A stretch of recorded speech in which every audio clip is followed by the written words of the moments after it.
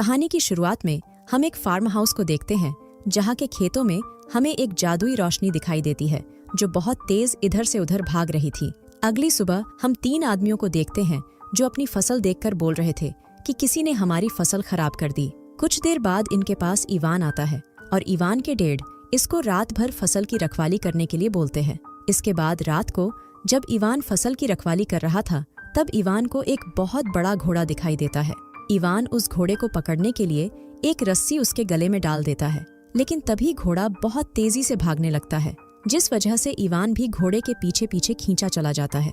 लेकिन तभी घोड़ा पानी से भरे एक गड्ढे में गिर जाता है। घोड़े को मरता हुआ देख इवान उसे बचाने की कोशिश करता है और एक रस्सी की मदद से इवान घोड़े को बाहर निकाल देता है। इस चीज से ये जादुई घोड़ा बहुत खुश होता है और इवान से वादा करता है, मैं तुम्हारी फसल खराब नहीं करूंगा, और यहाँ से चला जाता है। अगली सुबह जब इवान की नींद खुलती है तो इवान अपने सामने 2 घोड़ों को देखता है। तभी इवान को एक आवाज सुनाई देती है जो बोलता है कि ये घोड़े तुम्हारे लिए एक तोहफा है।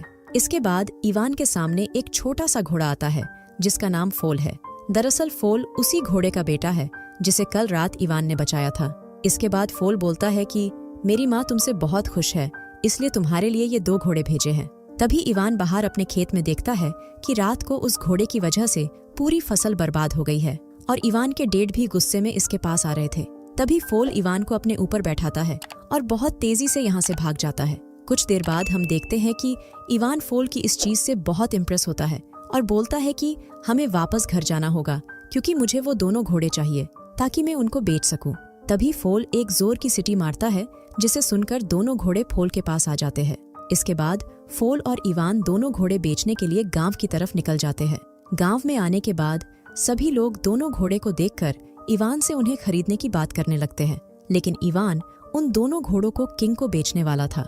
कुछ देर बाद जब किंग इवान के पास आता है तो उसे दोनों घोड़े बहुत पसंद आते हैं।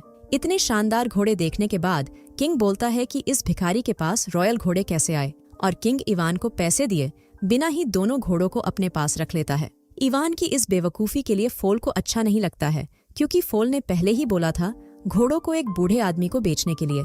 इसके बाद इवान फोल से मदद मांगता है और जैसे ही फोल सिटी बजाता है दोनों घोड़े भागने लगते हैं और किंग की गाड़ी हवा में उछल जाती है जिससे किंग आटे की बोरियों पर गिर जाता है।